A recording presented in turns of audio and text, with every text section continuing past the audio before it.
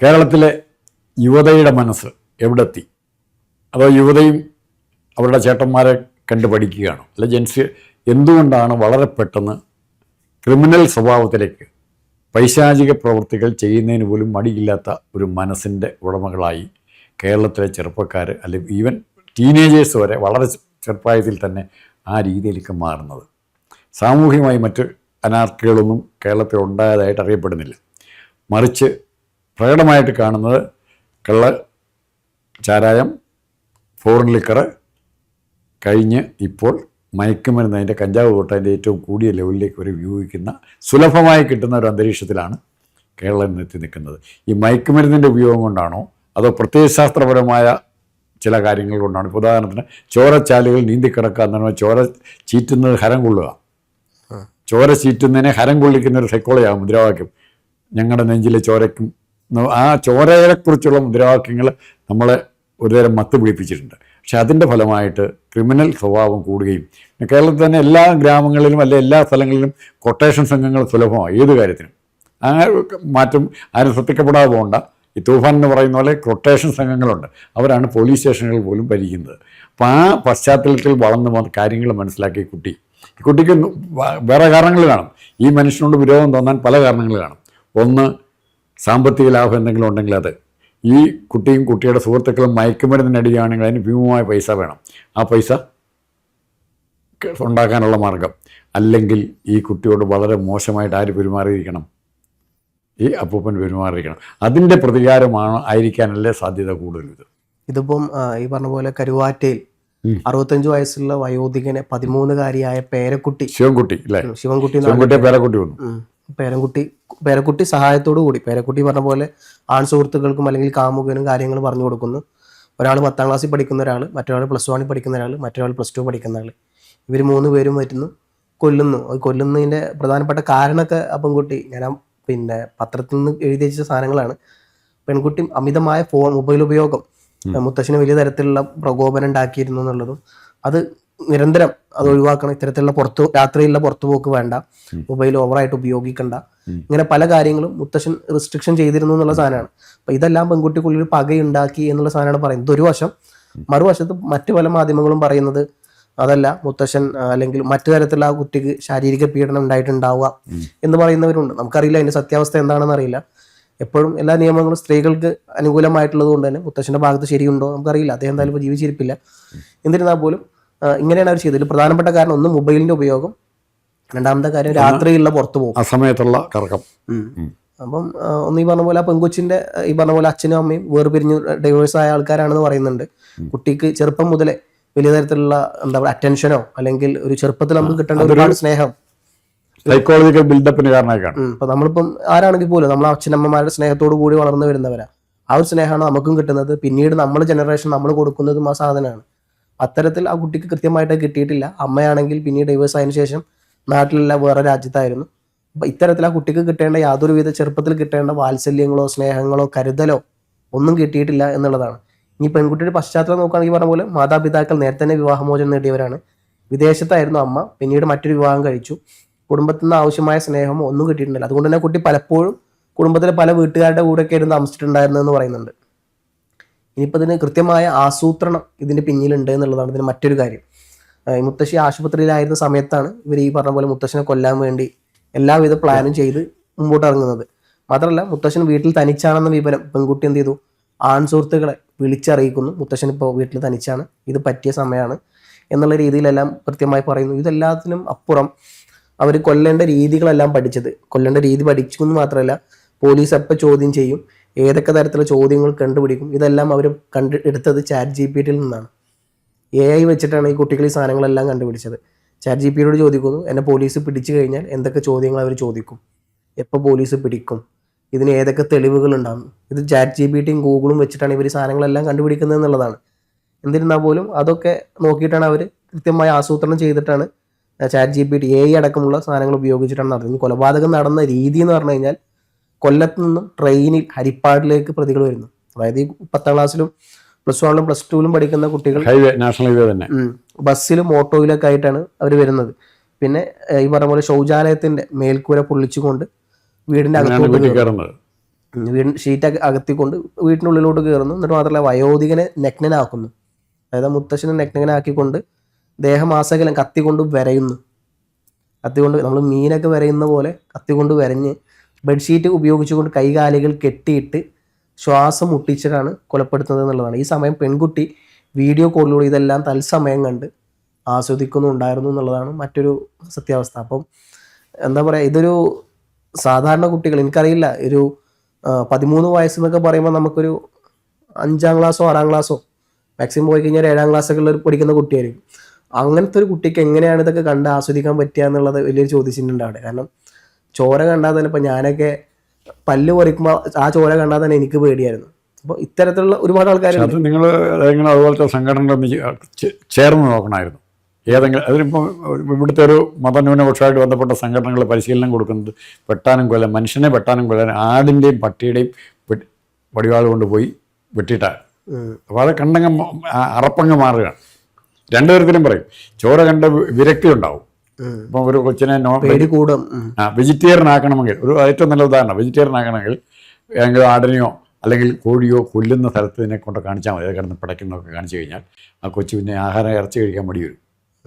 ചിലർക്ക് അതൊരു ഹരമാകും. ആ പടത്തിലൊക്കെ കാണുമ്പോൾ ഒരു ആവേശം വരും. അങ്ങനെ മനുഷ്യൻ്റെ മനസ്സിൻ്റെ ഏത് ഭാവമാണ് സ്ട്രൈക്ക് ചെയ്യുന്നത്. പക്ഷേ ഈ കുട്ടി പ്രതികാരം ചെയ്യാൻ തീരുമാനിച്ചിട്ടുണ്ട്. പല കാരണങ്ങളാണ്.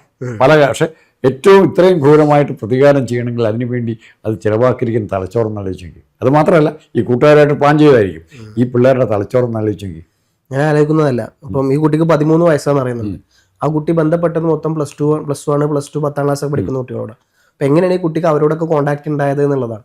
അത് ന്യായമായ ചോദ്യം. ഈ കുട്ടി അത്രയും ഫോർവേഡ് ആയിരുന്നു എന്നുള്ളത് ഫസ്റ്റ് അമിതമായ മൊബൈൽ പ്രയോഗം എന്ന് പറയുമ്പോൾ തന്നെ വേറെ കൂട്ടുകാരുണ്ട് ഇഷ്ടംപോലെ. ഇവർ മാത്രമായിരിക്കില്ല, വേറെ ഉണ്ടായിരിക്കും. പെൺകുട്ടികൾ കാണും വേറെ കൂട്ട്, ഇതേ ഗ്യാങ്ങിൽപ്പെട്ടവർ. പക്ഷേ ഇവരുടെ പ്ലാനിങ് തെറ്റി എന്ന് പറയുന്നത് ഒരു വനിതാ പോലീസ് ഉദ്യോഗസ്ഥ ശ്രദ്ധിച്ചപ്പോഴാണ്. പെരുമാറ്റത്തിൽ അസ്വാഭാവികത, കൊച്ചിൻ്റെ വളരെ ശാന്തമായിട്ട് പിന്നെയും പെരുമാറുന്നു. അത് കണ്ടപ്പോഴാണ് അവർക്ക് സംശയം തോന്നിയത്. മൊബൈൽ തരാൻ പറഞ്ഞു, മൊബൈലിൽ നിന്ന് നോക്കുന്നു. അങ്ങനെയാണ് ഇത് കണ്ടുപിടിക്കുന്നത്. ആ രീതിയിലേക്കാണ് പോകുന്നത്. പക്ഷേ അവിടെ ഈ കുട്ടിയെ നമുക്ക് എന്ത് ചെയ്യാൻ പറ്റും? അല്ലെ ഇപ്പോൾ കറക്റ്റ് പ്രാക്ടിക്കലായിട്ട് പറഞ്ഞു കഴിഞ്ഞാൽ ആ മനുഷ്യനെ കൊന്ന് അങ്ങേരെ നല്ലവനാണെങ്കിലും ചീത്തയാണെങ്കിലും അങ്ങേരെ പരലോകത്തേക്ക് വിട്ട് ഒരു കേസിലെ ശിക്ഷിക്കല്. ഇനി ഒരു കേസിന് അയാളെ ശിക്ഷിക്കാൻ പറ്റിയില്ല. 2, അയാളെ കൊന്നതിൻ്റെ പേരിൽ ഇവരെ ശിക്ഷിക്കേണ്ടതാണ്. അപ്പോഴും ഇവരുടെ ജീവിതം ഇതായി. ശിക്ഷിച്ചാലും ഇല്ലെങ്കിലും ഇവരുടെ ജീവിതം എന്തായി? ചത്തതിനൊക്കെ ജീവിച്ചിരിക്കുന്ന ഇവരും സ്വയം ആത്മഹത്യ ചെയ്യുന്നതിന് തുല്യമായ പ്രവൃത്തി ചെയ്ത്. പിന്നെ ഇങ്ങനെയുള്ള പീഡനങ്ങൾ വരുമ്പോൾ 2ആണ് ഇവരുടെ മുമ്പിലുള്ള ഏത് ആളുടെ മുമ്പ് വരുന്നത്. 1, നമ്മളിത് സഹിക്കുക. 2, പ്രതിഷേധിക്കുക. പ്രതിഷേധമില്ലെങ്കിൽ നേരിട്ട് തന്നെ റിവെഞ്ച് പക ചെയ്യുക. എന്തുകൊണ്ട് ഇത് വേറെ ഇത്രയും ധൈര്യമുള്ള കുട്ടികൾ, എനിക്ക് താങ്കൾ ചോദിച്ച ചോദ്യത്തോട് യോജിക്കാൻ, ഇത്രയും ധൈര്യമുള്ള കുട്ടികൾ കൂട്ടുകാർക്കെങ്കിലും തോന്നണ്ടേ? നമുക്ക് നമ്മുടെ ടീച്ചർമാരോട് പറയാം, അല്ലെങ്കിൽ നമ്മുടെ ഹെഡ് മാസ്റ്ററോട് പ്രിൻസിപ്പളിനോട് പറയാം, അല്ലെങ്കിൽ ഏതെങ്കിലും അടുത്ത നല്ല സുഹൃത്തുക്കളോട് പറയാം, പോലീസ് ഉദ്യോഗസ്ഥരോട് പറയാം. ഇതൊക്കെ ഇത്രയും പരിചയപ്പെടാമെങ്കിൽ ഏതെങ്കിലും നല്ല കൊള്ളാവുന്ന പോലീസ് ഉദ്യോഗസ്ഥർ തപ്പിയെടുക്കത്തില്ലേ? Counselling centres തപ്പിയെടുക്കത്തില്ലേ? ആ കുട്ടിക്ക് ഇതൊക്കെ അറിയാം, ഉറപ്പായിട്ട് വെച്ച് സെർച്ച് ചെയ്യാൻ പറ്റുന്നുണ്ട്. എന്തൊക്കെ ചോദ്യങ്ങൾ ചെയ്യും ഇതേ കുട്ടിക്ക് പിന്നെ എവിടെയൊക്കെ കൗൺസിലിംഗ് കിട്ടും, തൊട്ടടുത്തുള്ള കുട്ടി ഇതിനെന്താ ഒരാളെ കൊല്ലുന്നതിന് പകരം ഇങ്ങനെ കൊല്ലാൻ ഞാൻ പോകുന്നു, എനിക്ക് ഇങ്ങനെ ഒരു അനുഭവം ഉണ്ടായി, എനിക്ക് തെറ്റായ അനുഭവം ഉണ്ടായ കൊല്ലണം തോന്നുന്നു, ഞാൻ കൊല്ലണോ വേണ്ടിയോ എന്നാ ചോദിക്കുന്നെങ്കിൽ നേരെ ഉത്തരവ് പറയും, മറിച്ചുള്ള ഉത്തരവ് പറയുള്ളൂ, വേണ്ടെന്നേ പറയും. ആ ചോദ്യത്തിൻ്റെ രീതിയാണ്. ചോദ്യം ഡയറക്റ്റ് ക്വസ്റ്റനാണ്. എനിക്ക് കൊല്ലാനുള്ള മാർഗ്ഗമാണ് ചോദിക്കുന്നത്. ഞാൻ കൊല്ലണോ വേണ്ടിയോ എന്ന് ചോദിക്കുന്നെങ്കിൽ കിട്ടുന്ന നല്ല ഉത്തരം കിട്ടും. അപ്പം ആ ചോദ്യം പോലും ഫ്രെയിം ചെയ്തിരിക്കുന്നത് കൊല്ലണം എന്നുള്ള ഉദ്ദേശത്തോടെയാണ്. മാത്രമല്ല ഇത് ഈ കൊലപാതകം കഴിഞ്ഞതിന് ശേഷം ഒരു സക്സസ് പാർട്ടി അവർ നടത്തി എന്നുള്ളതാണ്. ഈ വിജയിച്ചതിന് ശേഷം ഈ ആൺ സുഹൃത്തുക്കളും ഈ പെൺകൊച്ചു കുട്ടിയും കൂടെ ഒരു തട്ടുകടയിലോട്ട് പോകുന്നു. അവിടുന്ന് ആസ്വദിച്ച് ഭക്ഷണം കഴിക്കുന്നു. അവർ സക്സസ് പാർട്ടി അവിടെ വെച്ച് അവർ ആസ്വദിക്കുന്നു. അത് പോലീസ് കണ്ടുപിടിച്ചത് CCTV വെച്ചിട്ടാണ്. ഇവരുടെ ഒരു മാനസിക എന്താ കുറ്റപ്പെടുത്താൻ പറ്റുമെന്ന് അറിയില്ല, എനിക്കറിയില്ല. എനിക്കറിയില്ല എന്താണ് അതിന്റെ ഈ പറഞ്ഞ മുത്തശ്ശൻ എന്തെങ്കിലും ചെയ്തിട്ടുണ്ടോ?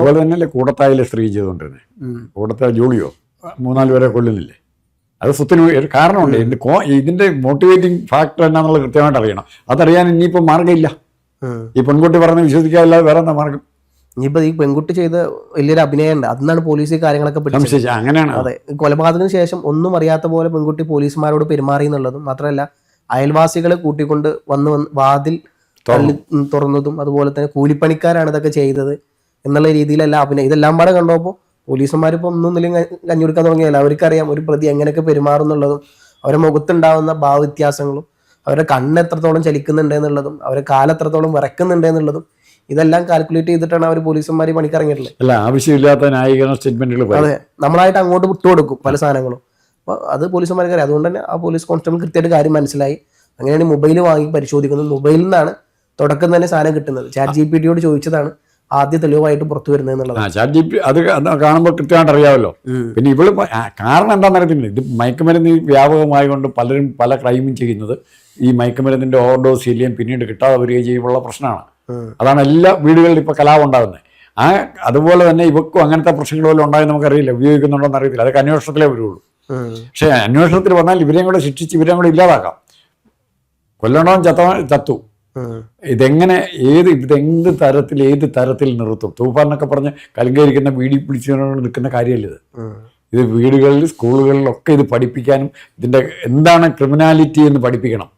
അപ്പോൾ ഇവിടെ ആഘോഷിക്കുകയാണ്. 52 വെട്ടി ഒരാളുടെ നേതാവിനെ ചന്ദ്രശേഖരനെ കൊന്നതിന് ആഘോഷിക്കുന്ന ഈ പിള്ളേർ കാണുന്നേ. കൊലപാതകത്തെ ആഘോഷിക്കുക. സിദ്ധാർത്ഥനെ കൊന്ന എങ്ങനെയാണ്? ഇതേപോലെ പ്രായത്തിലുള്ള പിള്ളേരല്ലേ സിദ്ധാർത്ഥനെ കൊല്ലുന്നത്. അതും ഇതുപോലെ നഗ്നനാക്കിയിട്ടാണ് കൊല്ലുന്നത്. ഇത്തരം മനസ്സാണ് വളരുന്നത്. ക്രിമിനൽ എന്തും ചെയ്യാനുള്ള മനസ്സ്. അപ്പോൾ എനിക്കൊക്കെ ചിലപ്പോൾ ഒരു കാലത്തുണ്ടായിരുന്നിരിക്കാം. എന്തും ചെയ്യാനുള്ളൊരു മനസ്സ് ഉണ്ടായി വളർത്തിയെടുക്കുക. അതിനെ ആരെങ്കിലും വെള്ളമൊഴിച്ച് തണുപ്പിക്കുന്നില്ലെങ്കിൽ, ആരെങ്കിലും രക്ഷകർത്താക്കളോ വീട്ടുകാരോ കൂട്ടുകാരോ സ്വന്തക്കാരോ അധ്യാപകരോ പോലീസുകാരോ ആരെങ്കിലും അതിനെ വെള്ളമൊഴിച്ച് അത് വളർന്നു വരും.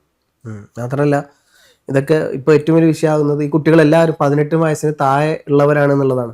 പെൺകുട്ടിക്ക് 13, ബാക്കിയുള്ളവർക്ക് 10ാം ക്ലാസ്, +1, +2 വരെ. അപ്പോൾ എല്ലാവരും 18 താഴെ ഉള്ളവരാണ്. അപ്പോൾ ഇവർക്ക് ഏത് ജൂനിയർ ശിക്ഷ പ്രകാരം കുട്ടികൾക്ക് കൊടുക്കുന്ന ശിക്ഷ കൊടുക്കണോ അതല്ല മുതിർന്നവർക്ക് കൊടുക്കുന്ന ശിക്ഷ കൊടുക്കണോ എന്നുള്ള രീതിയിലാണ് ഇപ്പോൾ ചർച്ച നടന്നുകൊണ്ടിരിക്കുന്നത്. കാരണം ഇവരുടെ പെരുമാറ്റം അനുസരിച്ചെങ്ങാണ്ട് മുതിർന്ന ആൾക്കാർ പെരുമാറുന്ന പോലെയാണ് ഇവർ. മുതിർന്ന ആൾക്കാർക്ക് ഇതിനൊക്കെ പാളിപ്പോവും. ഇത് ഇത്രയും പ്ലാൻ ചെയ്ത് കൊലപാതകം ചെയ്യാൻ വളരെ ചുരുക്കമുള്ളത് നമുക്ക് അറിയാവുള്ളൂ. ഇത് എക്സെപ്ഷണൽ കേസാണ്. ഇപ്പോൾ സിദ്ധാർത്ഥനെ അവിടെ കൊന്നു, എല്ലാവരും കൂടി തല്ലി കൊന്നു. പല ദിവസം കൊണ്ട് തൂണെ കെട്ടിയിട്ട് ജനലെ കെട്ടിയിട്ടൊക്കെ കൊന്നു. അത് എന്നാ പറഞ്ഞാൽ റോ കൊലപാതകങ്ങളാണ്. എക്സ്പീരിയൻസ്ഡ് അല്ല അവർ, കൊല്ലുക എന്നുള്ളത് മാത്രമേ ഉള്ളൂ. ഇതങ്ങനെയല്ല. ഇത് ദാവൂദ് ഇബ്രാഹിം ഒക്കെ ചെയ്യുന്ന പോലെയാണ് കൃത്യമായിട്ട് പ്ലാൻ ചെയ്ത് വരച്ച് കൊണ്ടുവരും. എന്തായാലും ഈ വരുന്ന തലമുറയുടെ പോക്ക് എങ്ങോട്ടാണെന്നുള്ള വലിയൊരു ചോദ്യചിഹ്നം എല്ലാവരും മുമ്പിലുണ്ട്. കാരണം 13 വയസ്സുള്ള ഒരു പെൺകുട്ടിയാണ് ഇത്തരത്തിലുള്ള കാര്യങ്ങൾക്ക് കോപ്പ് കൂട്ടിയതെന്ന് പറയുമ്പോൾ അല്ല അതിൻ്റെ അകത്തൊരു വലിയ പ്രശ്നം, ഈ കുട്ടികൾക്ക് മോഡലായിട്ട് മുമ്പിൽ നിൽക്കാൻ ആരാ ഉള്ളത്?